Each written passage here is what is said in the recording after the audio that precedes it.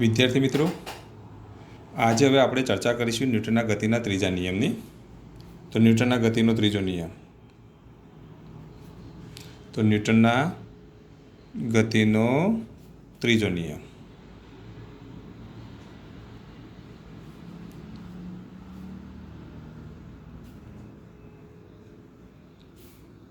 તો જો ધોરણ 8, 9, 10માં આપણે ભણી ચૂક્યા. ન્યૂટનના ગતિનો ત્રીજો નિયમ આપણે 8મા, 9મા, 10માં ભણી ચૂક્યા છીએ. ફરી પાછી આપણે એની ચર્ચા કરીએ. તો એમાં આપણે આવું ભણી ચૂક્યા હતા: આઘાતી બળ અને પ્રત્યાઘાતી બળ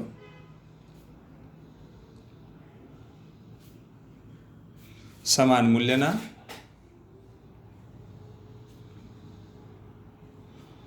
અને પરસ્પર વિરુદ્ધ દિશામાં હોય છે.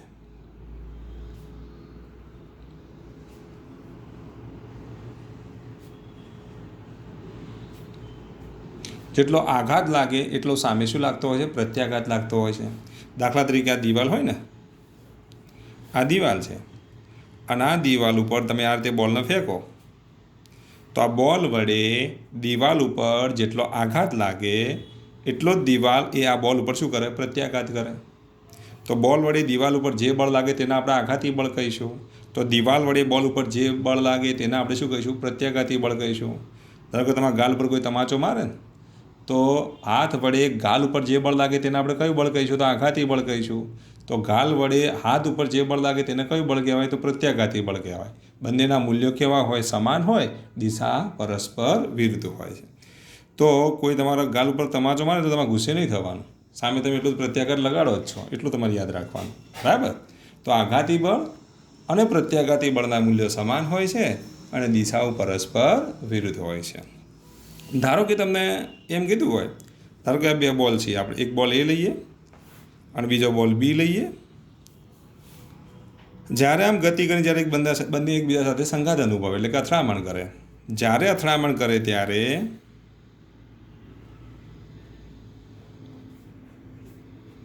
આ બોલ એની દિશા, આ બોલ બીની દિશા થઈ જશે. બંને દિશાઓ આ રીતે ઉલટાઈ જાય છે. તો અથડામણ થાય ત્યારે બોલ એ વડે બોલ બી ઉપર જે બળ લાગે તો એને આપણે FBA કહીશું. બોલ એ વડે બોલ બી ઉપર લાગતા બળને શું કહેવાય? FBA કહેવાય. એ વડે બી ઉપર લાગતું બળ. એ રીતે આના પર જે બળ લાગે એને શું કહેવાય? FAB કહેવાય. બોલ બી વડે બોલ એ ઉપર લાગતા બળને આપણે શું કહીશું? FAB કહીશું. બોલ એ વડે બી ઉપર લાગતું બળ કેવી રીતે વંચાય જુઓ. બોલ એ વડે બોલ બી ઉપર લાગતું બળ. એ રીતે આને કઈ રીતે વંચાય? બોલ બી વડે બોલ એ ઉપર લાગતું બળ. બી વડે એ ઉપર લાગતા બળની દિશામાં છે, એ વડે બી ઉપર લાગતા બળની દિશામાં છે. બંનેની દિશાઓ પરસ્પર કેવી હોય? વિરુદ્ધ હોય. એકના આપણે આઘાતી બળ કહીએ તો બીજાને શું કહેવાય? પ્રત્યાઘાતી બળ કહેવાય. આને જો હું આઘાતી બળ કહું, આ આઘાતી બળ છે, તો આને શું કહેવાય? પ્રત્યાઘાતી બળ કહેવાય. હવે આઘાતી બળ અને પ્રત્યાઘાતી બળના મૂલ્યો કેવા? સમાન, દિશાઓ પરસ્પર વિરુદ્ધ. એટલે કે FAB અને -FBA થાય, કારણ કે બંનેની દિશાઓ પરસ્પર વિરુદ્ધ છે ને. બંનેની દિશાઓ પરસ્પર વિરુદ્ધ હોવાના લીધે અહીંયા નિશાની કેવી આવશે? માઇનસ આવશે. પરંતુ FAB આના બદલે જઈએ તો પ્લસ FBA = 0. તો આ બે તંત્રની જો વાત કરીએ તો આ બે બોલનું તંત્ર એટલે આ જોડકું કહેવાય ને, આ જોડકા માટેની વાત કરીએ. આ બે કણોના તંત્ર માટે આઘાતી બળ અને પ્રત્યાઘાતી બળોનો જો સદિશ સરવાળો કરવામાં આવે તો આખા તંત્ર પર લાગતું પરિણામી બળ કેટલું થઈ ગયું? 0 થઈ ગયું. તો બે કણોનું પરિણામી બળ અહીંયા 0 છે, પરંતુ પર્ટિક્યુલર જો બોલ એ ઉપર લાગતું બળ કેટલું હોય? તો FAB જેટલું હોય. પર્ટિક્યુલરલી બી બોલ ઉપર લાગતું બળ કેટલું હોય? તો FBA જેટલું હોય.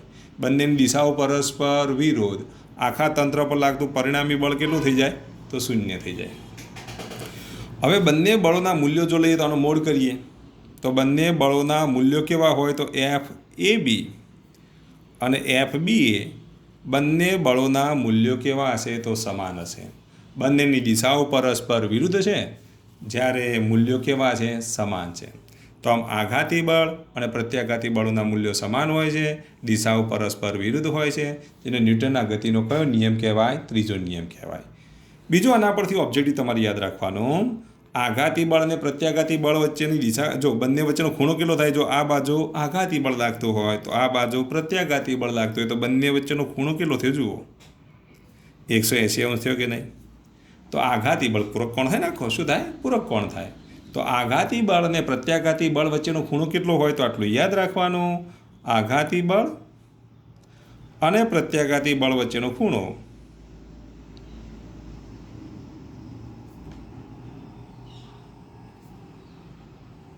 180 અંશ છે. કેટલો છે? 180 અંશ છે. ચલો આટલું યાદ રહેશે. તો આના આપણે શું કહીશું? ન્યૂટનના ગતિનો ત્રીજો નિયમ. હવે ન્યૂટનના ગતિના બીજા નિયમ, ત્રીજા નિયમનો ઉપયોગ કરીને આપણે અગત્યનો નિયમ તારવવાનો છે, જેને આપણે વેગમાન સંરક્ષણનો નિયમ કહીશું, જે મોસ્ટ ટાઈમ છે, એ તમારે યાદ રાખવાનો છે. તો હવે આપણે ચર્ચા કરીએ વેગમાન સંરક્ષણના નિયમની. તો વેગમાન સંરક્ષણનો નિયમ.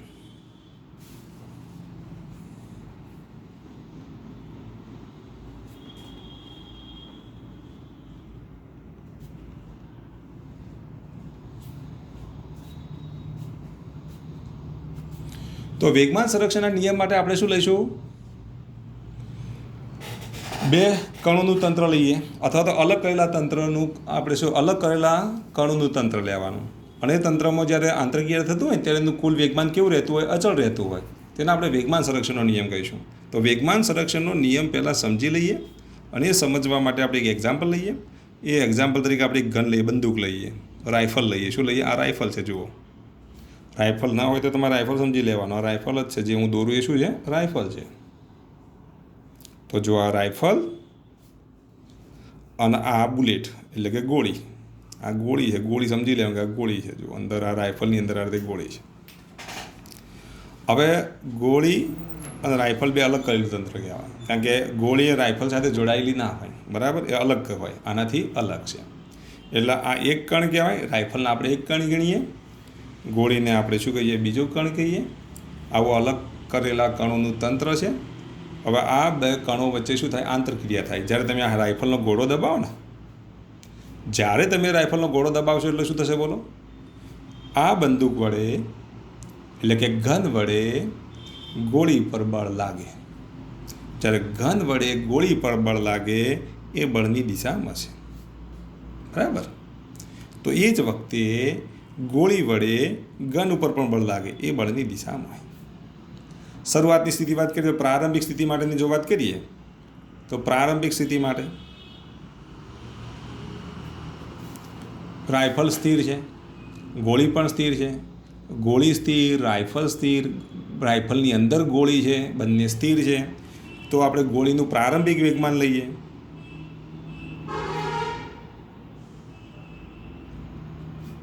ગોળીના પ્રારંભિક વેગમાનને આપણે PB વડે દર્શાવીએ તો PB બરાબર 0. તો રાઇફલનું પ્રારંભિક વેગમાન, રાઇફલ અથવા તો ગનનું જો પ્રારંભિક વેગમાન લઈએ તો પ્રારંભિક વેગમાન, ગનનું પ્રારંભિક વેગમાન હું PG વડે દર્શાવું. ગનનો G લીધો, બુલેટનો B લીધો. બુલેટ એટલે ગોળી, ગોળીનો B. તો બંનેના પ્રારંભિક વેગમાન કેટલા છે? તો 0 છે. ચાલો ખ્યાલ આવી ગયો. તો આખા તંત્રનું પ્રારંભિક વેગમાન, તો પ્રારંભિક વેગમાન આપણે P1 વડે દર્શાવીએ. P1 બરાબર શું લખીશું? PB વત્તા PG, અને PB વત્તા PG બરાબર 0.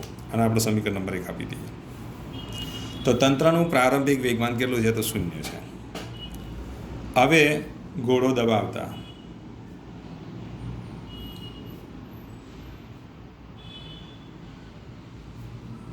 બરાબર, ગોળો દબાવતા શું થશે બોલો? રાઇફલ વડે ગોળી પર લાગતું બળ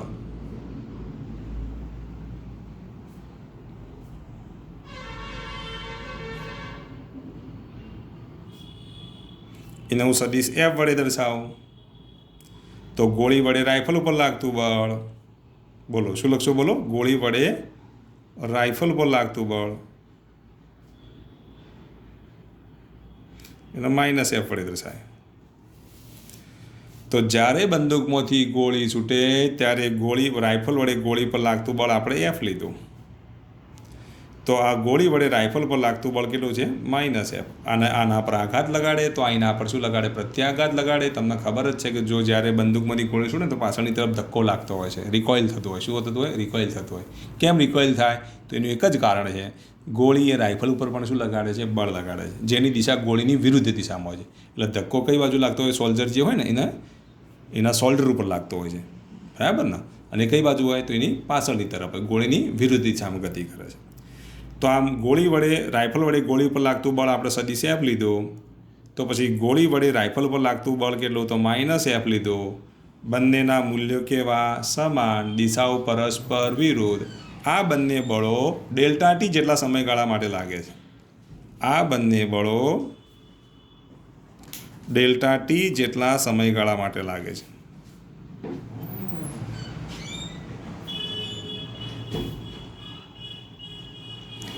તથા સદિશ F બરાબર શું લખ્યું? -F. બંનેના મૂલ્યો સમાન, દિશાઓ પરસ્પર વિરુદ્ધ છે, એટલે Fની જગ્યાએ તમે -F લખી શકો. તો હવે ગોળી માટે જો આપણે લખીએ તો ગોળી માટે જો લખીએ તો શું લખીશું? બોલો. તો ગોળી માટે જો લખીએ તો ગોળીના વેગમાનમાં થતો ફેરફાર કેટલો થશે? બોલો. તો ગોળીના વેગમાનમાં થતો ફેરફાર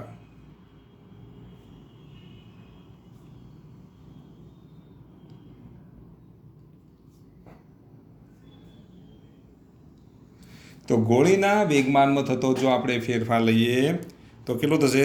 F × Δt જેટલો થાય. આ ગોળીના વેગમાનમાં થતો ફેરફાર છે અને તેના આપણે શેના વડે દર્શાવીએ? તો PB' વડે દર્શાવી દઈએ. F × Δt જે નવું વેગમાન મળીને આપણે PB' વડે દર્શાવીએ. બુલેટનું વેગમાન PB' છે. એ રીતે રાઇફલના વેગમાનમાં થતો ફેરફાર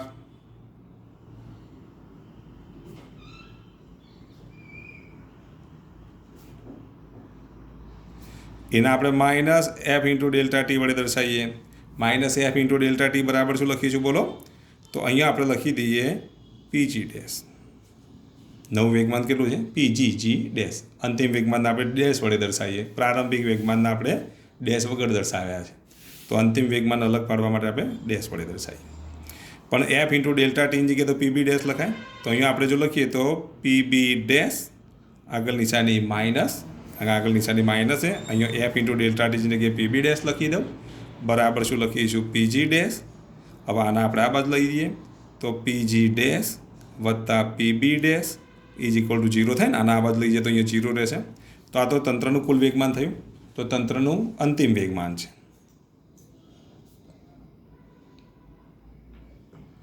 એને હું P2 વડે દર્શાવી દઉં. તો P2 બરાબર શું લખીશું? PG' વત્તા PB' અને = 0. આના હું સમીકરણ નંબર 2 આપી દઉં. હવે તમને એવું થશે કે આ કેવી રીતે લખ્યું? તો આપણને ખબર છે ન્યૂટનના ગતિનો બીજો નિયમ આપણે ભણી ચૂક્યા. ન્યૂટનના ગતિના બીજા નિયમમાં આપણે આવું લખ્યું હતું ને, F બરાબર ΔP/Δt. તો આ Δtના બાદ લઈ જાઓ તો F × Δt બરાબર Δp. એટલે વેગમાનમાં થતો ફેરફાર મળે કે ના મળે? તો આ ન્યૂટનના ગતિના બીજા નિયમ અનુસાર મળે. એમાં તો અહીંયા લખી દેવાનું, ન્યૂટનના ગતિના બીજા નિયમ અનુસાર. હવે આ સમીકરણ નંબર 1 અને આ સમીકરણ નંબર 2. સમીકરણ 1 ને 2 પરથી તમે શું કહેશો? બોલો. તંત્રનું પ્રારંભિક વેગમાન બરાબર તંત્રનું અંતિમ વેગમાન થાય કે નહીં? તો સમીકરણ 1 અને સમીકરણ 2 પરથી તંત્રનું પ્રારંભિક વેગમાન બરાબર શું લખીશું? તંત્રનું અંતિમ વેગમાન.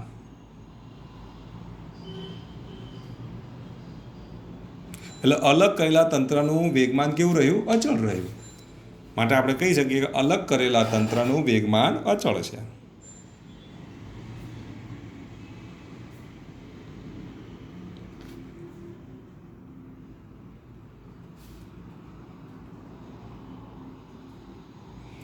તો આમ અલગ કરેલા તંત્રનું વેગમાન આપણને કેવું મળ્યું? તો અચળ મળ્યું. તો આના પરથી તમે એના વેગમાન સંરક્ષણનો નિયમ તમે આ રીતે લખી શકો.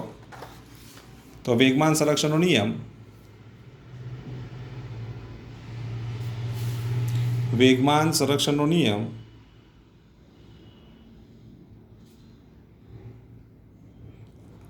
આ રીતે લખી શકાય, અલગ કરેલા તંત્રનું વેગમાન અચળ રહે છે.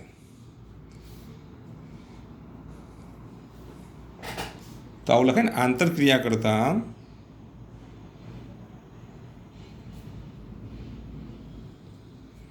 કણોના અલગ કરેલા તંત્રનું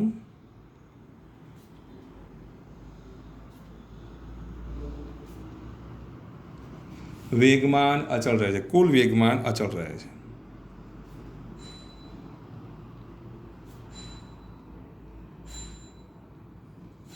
જેને વેગમાન સંરક્ષણનો નિયમ કહે છે.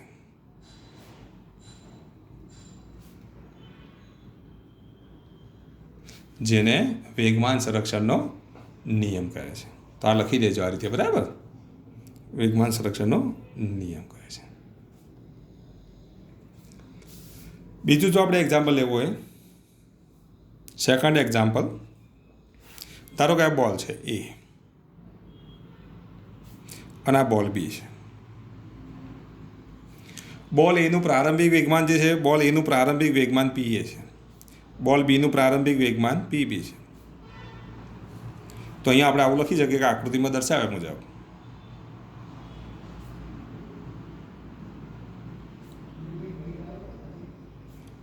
બોલ એ ને બોલ બીનું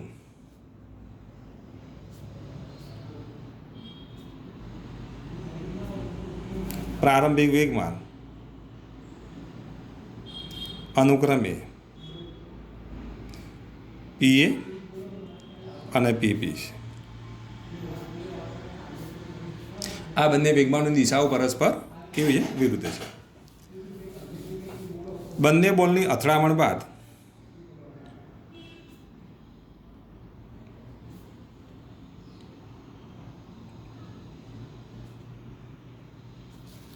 એટલે કે સંઘાત બાદ, અથડામણ એટલે કે સંઘાત બાદ. સંઘાત બે પ્રકારની હોય, સ્થિતિસ્થાપક સંઘાત અને અસ્થિતિસ્થાપક સંઘાત. હવે સ્થિતિસ્થાપક સંઘાત અને અસ્થિતિસ્થાપક સંઘાત વિશે આપણે ચેપ્ટર નંબર 6 માં વાત કરીશું. અત્યારે તમારે આટલું યાદ રાખવાનું કે બંને બોલની અથડામણ બાદ એટલે કે સંઘાત બાદ વેગમાન પી એ ડેશ અને પીબી ડેશ છે. તથા તમે આવું કહી શકો, બોલ એ વડે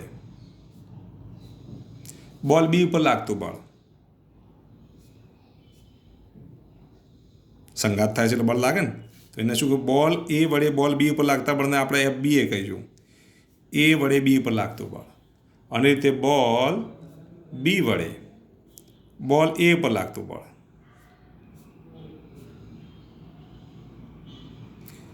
એફ એ બી. એફ બી અને એફ એ બી વચ્ચે તમને ખબર છે કે એફ બી એ બરાબર માઇનસ એફ એ બી થાય, કારણ કે બંનેના મૂલ્યો સમાન, દિશાઓ પરસ્પર વિરુદ્ધ. તો અથડામણ બાદની જો આપણે આકૃતિ દોરીએ તો આવી મળશે. જો આ બોલ એ અને આ બોલ બી, અથડામણ બાદ શું થશે? આમ જશે, આમ જશે, આ એ આ બી. અહીંયા જે વેગમાન મળશે એને આપણે શું કહીશું? પી એ ડેશ. અહીંયા જે વેગમાન મળશે એને શું કહેવાય? પી બી ડેશ. અહીંયા જે બળ લાગશે એને શું કહેવાય? એફ એ બી. અહીંયા જે બળ લાગશે એને શું કહેવાય? એફ બી એ. આ દિશામાં એફ એ બી લાગશે, આ બાજુ એફ બી એ લાગે. એફ એ બી માટે આ પ્રારંભિક વેગમાન બનશે અને અંતિમ વેગમાન બનશે. એફ બી એ માટે વિચારીએ તો આ પ્રારંભિક વેગમાન બને, આ અંતિમ વેગમાન બને. આ અંતિમ વેગમાન, આ પ્રારંભિક વેગમાન. ધેરફોર તમે આવું લખી શકો, ન્યૂટનના ગતિના બીજા નિયમ અનુસાર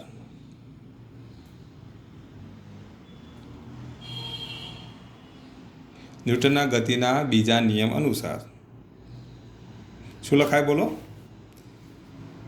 F A B into delta T. બંને બળો માટે લાગતો સમય કેટલો છે? અને લાગતો સમય ડેલ્ટા ટી છે. અહીંયા લખી દઉં છું. બંને બળો માટે લાગતો સમય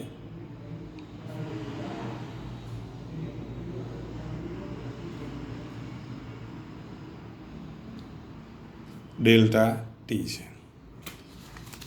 તો F A B delta T, F A B delta T બરાબર શું લખીશું? બોલો. F A B delta T, આ એફ એ બી છે, એના માટે આ અંતિમ વેગમાન કયું? પી એ ડેશ. પ્રારંભિક વેગમાન પી એ. એટલે અહીંયા આપણે લખીશું અંતિમ વેગમાન માઇનસ પ્રારંભિક વેગમાન એટલે વેગમાનનો ફેરફાર મળી ગયો. એ રીતે પહેલાંમાં શું લખશો તમે એફ બી એ ઇન્ટુ ડેલ્ટા ટી. તો અંતિમ વેગમાન કેટલું તો પીબી ડેશ, પ્રારંભિક વેગમાન કેટલું તો પીબી. પણ એફ બી એની જગ્યાએ તમે શું લખશો માઇનસ એફ એ બી. તો અહીંયા લખી દઉં minus F A B into delta T બરાબર. આ બાજુ જમણી બાજુ તો આપણે એનું જ રાખીએ, ડાબી બાજુ શું કર્યું બી એની જગ્યાએ માઇનસ એ બી કરી દીધા બરાબર. પીબી ખબર પડી કે ના પડી? તો તમને બધાને ખબર પડી ગઈ છે. પણ આટલાની જગ્યાએ તમે શું લખશો આ લખાય કે નહીં? F A B into delta ટીની જગ્યામાં આ કિંમત મૂકી શકો ને અહીંયા. તો ચાલો એ કિંમત મૂકી દઉં minus F A B into delta ટીની જગ્યાએ P A dash minus PB P A dash minus P A બરાબર પીબી ડેશ માઇનસ પીબી લખાય ને. માઇનસના અંદર ગુણ તો શું લખાય બોલો? Minus P A dash minus minus plus અહીંયા શું આવશે પી એ બરાબર પીબી ડેશ માઇનસ પીબી. આ પીબીના આપણે લઈ જાઓ તો પ્લસ થઈ જશે, આ પી એ ડેશના બાજુ લઈ જાઓ તો આ બાજુ પ્લસ થઈ જશે. તો શું થશે બોલો? પી એ વત્તા પીબી બરાબર PB dash minus P A dash. થાય કે ના થાય? તો આ તંત્રનું કયું વેગમાન કહેવાય? પી એ વત્તા પીબી એ તંત્રનું, આખા તંત્રનું પ્રારંભિક વેગમાન. આ શું થશે? તંત્રનું અંતિમ વેગમાન. તો તંત્રનું પ્રારંભિક વેગમાન બરાબર તંત્રનું અંતિમ વેગમાન લખાય કે નહીં? ધેરફોર તંત્રનું પ્રારંભિક વેગમાન ઇઝ ઇક્વલ ટુ તંત્રનું અંતિમ વેગમાન, જેને વેગમાન સંરક્ષણનો નિયમ કહે છે. અને અહીંયા તંત્રનું પ્રારંભિક વેગમાન બરાબર જો તંત્રનું અંતિમ વેગમાન મળે તો તેને શું કહીશું? વેગમાન સંરક્ષણનો નિયમ કહે છે, જેને વેગમાન સંરક્ષણનો નિયમ કહે છે.